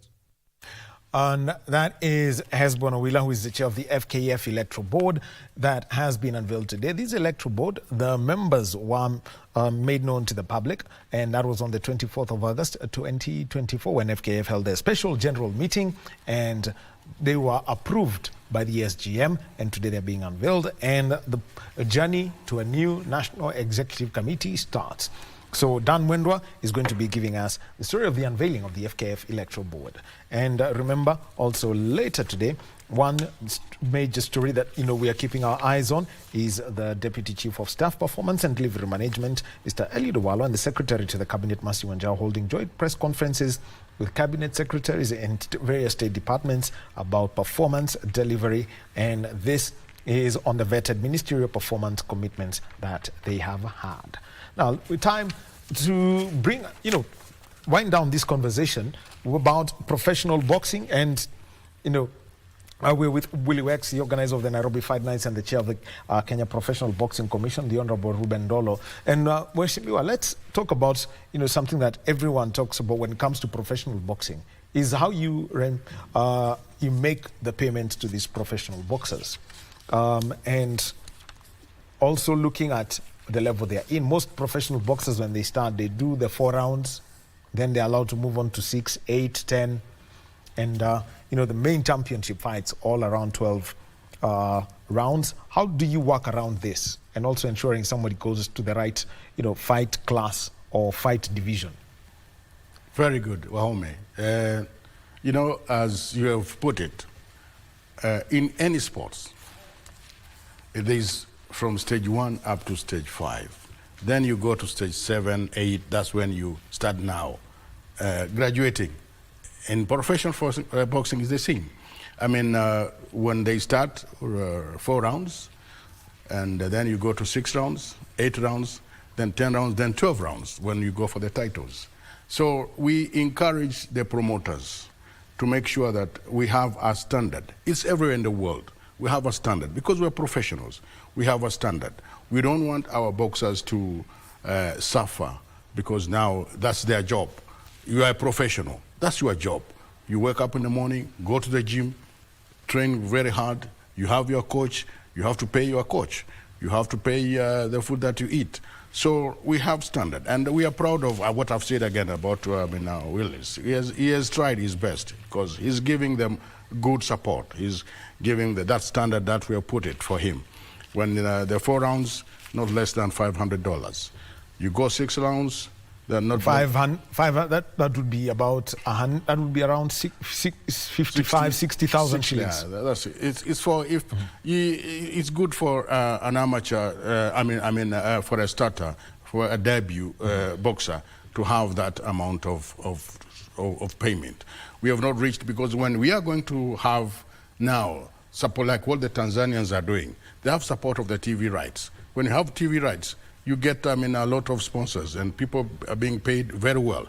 In fact, let me just put it this way, and I know I'm going. There's a lady who's coming from Tanzania next week. She's a promoter from Tanzania. She's going to come and put his fights here. And in fact, we have been discussing with you guys to come up and merge with that lady so that the standard of boxing can also come up again, the way you used to help us. So we have put that standard, and we are proud from what he's doing because he doesn't go more than 6 rounds. And those young kids are coming up, very strong kids. If you come, we are welcome. We welcome you on the first. I'm going to Europe, coming back on the very fight when he's putting that fight. because I have to come back and make sure that we make the kids what they have to survive and earn something and earn respect as well. And what about securing the payment? Because this is also really also we are very, very strict about that. We make sure that he puts the money before the fights. We have not seen any complaint about that. The boxers are being paid. Put the money and make sure that after the fight or before the fights, he goes up to the ring, he has his money in his pocket. That's what he's been doing. And that's all. Even this one now, you see, the promoter who came from Mauritius, yes, he's the one who did everything. Good. He gave them good money. Okola, no complaint. Even the rest of the boxers, they were paid in dollars. So we are happy. We have that discipline right now because we don't want them to suffer the way we suffered. Well, actually, the stories are from the 80s and 90s and also the early 2000s are different. Willie, let's just talk about this fundraising and making sure that you've got the right pass, not just for the boxers, but also you've got to pay the referees, judges, and the people who work around your health and safety. And also what would say, the fun protection aspect of it. So for us, just to fundraise this to get clear is that we have a couple of partners. So as a starter, we have our venue partner. So the Alchemist has been good to us in the sense that for every Tuesday, we're not charged to have our fights there. So you see, for us, that's a saving of roughly how much? For venues range. Venues can range from as low as 150 to as high as $1 million if you're getting a place like KICC. So it just depends on what you're trying to execute, because for KICC, you're securing Savo grounds, trying to set up the trussing to put up a ring. So for us at Alchemist, with our partnership with them, they've enabled us to have a scenario where we get just to come with our ring. So for us, our cost becomes the ring and the fight pass. So to secure that, what we've done is we have partners like there's a shop there called Zeki Kebab, who came in and told us for all the fighters, when they're coming for their fight night, we'll ensure they've eaten. So there's a meal already being given to them. Someone is not coming in hungry. You can imagine someone fighting 6 rounds on an empty stomach.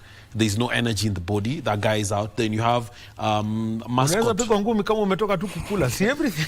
No, not immediately after, but you see, like they eat light from around 4 p.m. The fights start from 7 p.m. Okay. So you've gotten something in your body, and even there are others who tell you, "I'll eat after." So there's someone who knows is going to knock you out, Wahome, then go and have a very good meal. Then we have partners who we're looking at. These people who are coming on board. Our ideal situation is to have, as is stated, broadcast is key. You've seen what Turkey has done with the Riyadh season. Riyadh season for the first time was not held in Saudi. Riyadh season happened in Wembley, and Turkey is still cashing in. But what they've been able to do is to have these TV rights that enable the fight pass to be well secured. So we're looking at it's still, as you stated, it's a humble plea to KBC to also just look at us and say, okay, fine. How well can we also enable that? I remember as kids, we used to have. We used to watch wrestling every Tuesday evening. And from when we were kids, we never used to know whether that thing was live or not. We used just to believe wrestling is happening. And for us, it's how well can we convert what we're having as a fight night being broadcast even if it's live. Okay. Literally, Willie Wex has said, naomba serikali. In the most modest way. In the most modest way. Thank you very much, Mheshimiwa. Yes. So all the best to Consolata Musangi as she goes for her Commonwealth belt. Thank you very much, Wahome. When I wind up, I think also I would like to thank, because KBC, we are the kids of KBC. Without KBC, nesingekuwa mheshimiwa, they brought us up. And also, we are glad now we are coming together with, he has talked about Riyadh in Saudi. That's where everything now is happening. We are going to sign a memorandum with the Saudi Commission to see also very soon. We have also Somaliland, they've come in, and we have Juba, they've come in. You will see in the next fight in October, all these promoters. Even so, Somali, Mjaona boxer Somali. This one which is going to come, you'll find a Somali boxer. And when you talk about Juba, we're talking about Jubaland. Yep. Not because when you talk about Juba, is the tallest boxers you would ever find in the featherweight division. But thank you very much. Mheshimiwa Ruben Ndolo, Chair, Kenya Professional Boxing Commission, UX, organizer of the Nairobi Fight Nights. It's been a pleasure being with you. Coming up next is Kurunzi Mashinani, followed by Tam Rini. My name is Daniel Wahome. Our sign language interpreter, bottom right of your screen, has been Anne Wangeshi. Have a good day.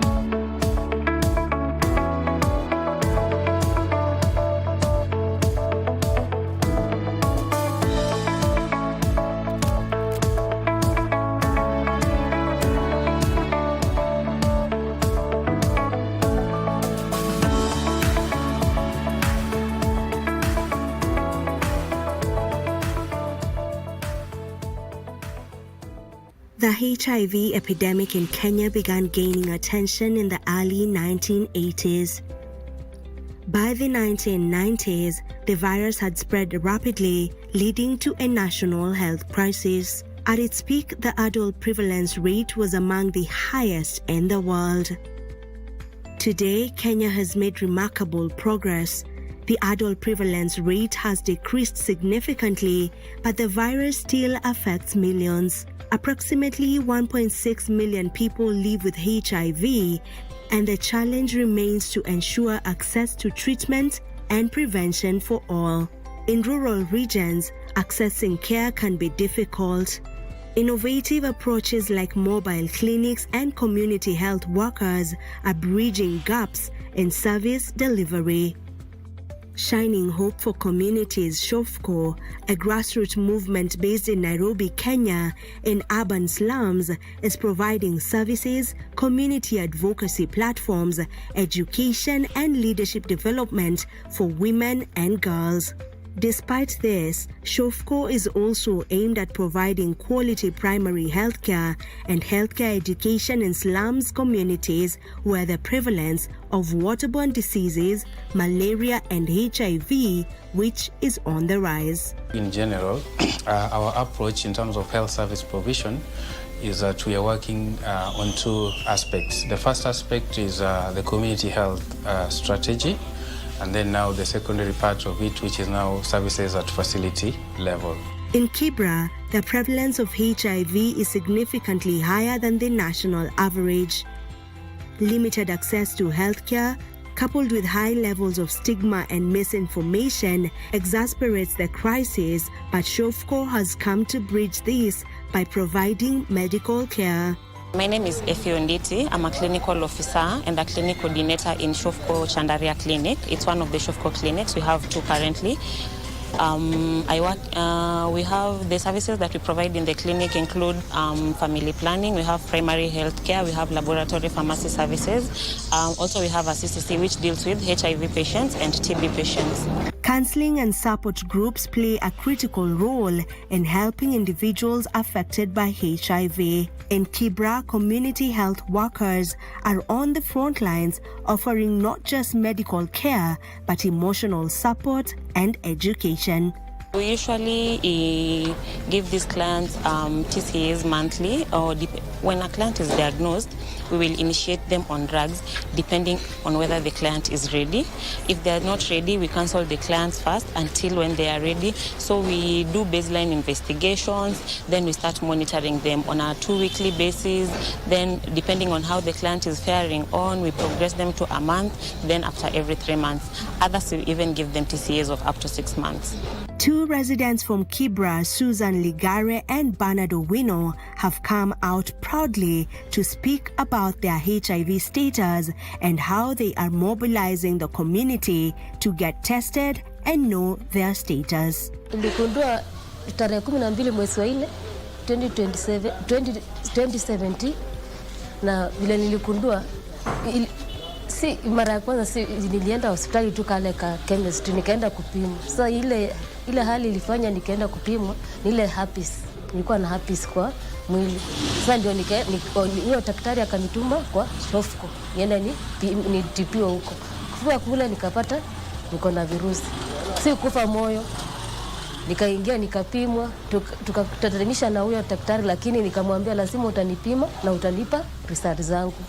Nikapimwa, ijapokuwa haikuwa rahisi, lakini nilikubali yote sababu ilikuwa imeshanipata. Nikatipiwa na nikapimwa, nikapata HIV positive, nikachukupali.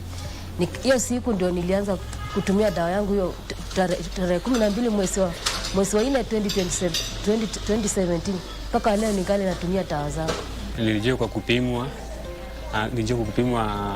hali ya HIV nikapimwa, nikapatikana niko na virusi.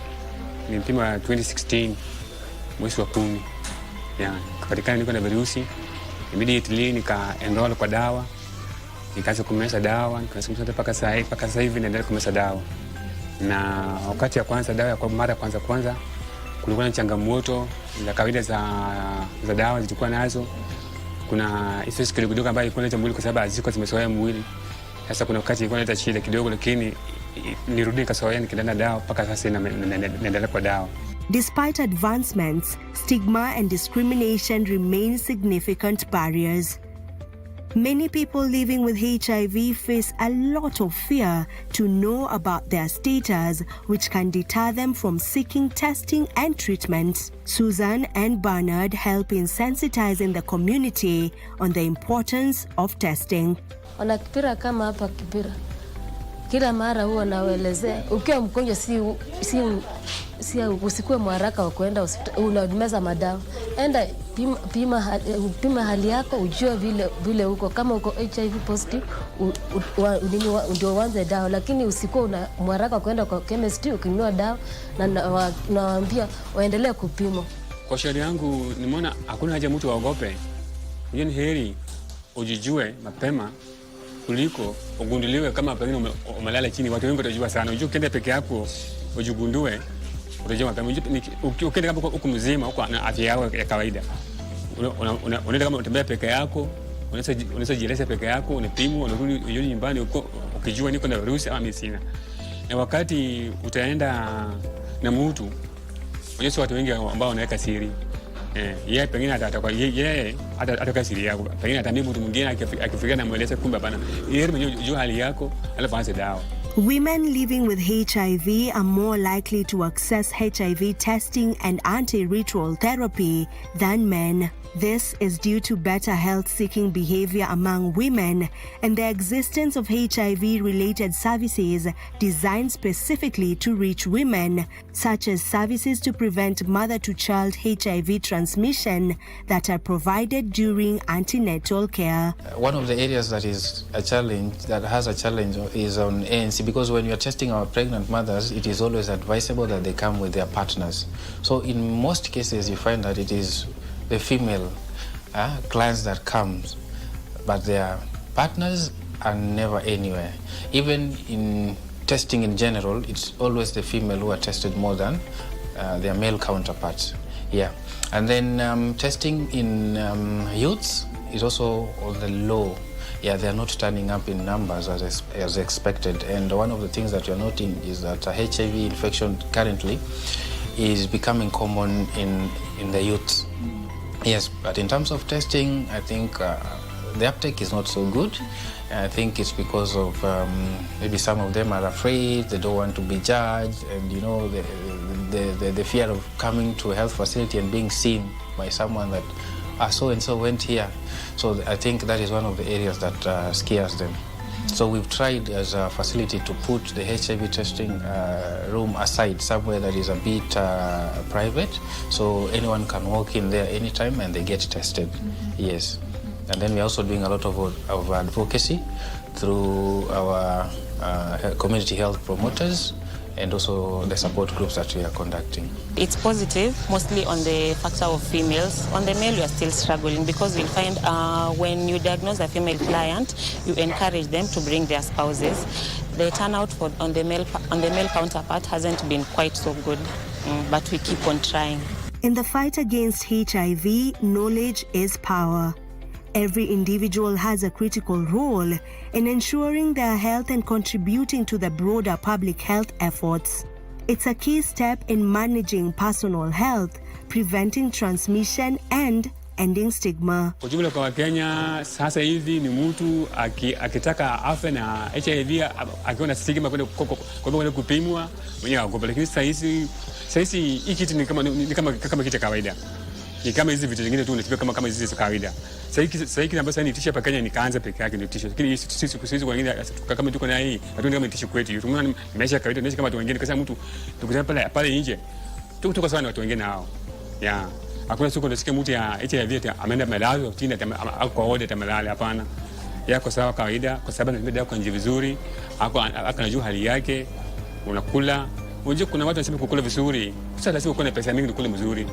Balance diet, chakula hata kuna shilingi 50, una balance diet yako, una balance na Indiana.